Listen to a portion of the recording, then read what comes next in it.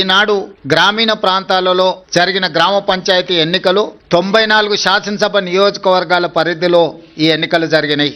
ఈ 94 శాసనసభ నియోజకవర్గాల పరిధిలో జరిగిన ఎన్నికల్లో కాంగ్రెస్ పార్టీ 87 శాసనసభ నియోజకవర్గాలలో మెజారిటీ సాధిస్తే, బీఆర్ఎస్ 6 శాసనసభ నియోజకవర్గాలలో మెజారిటీ సాధిస్తే, బీజేపీ 1 శాసనసభ నియోజకవర్గంలో మెజారిటీ గ్రామ పంచాయతీలు సాధించుకోవడం జరిగింది.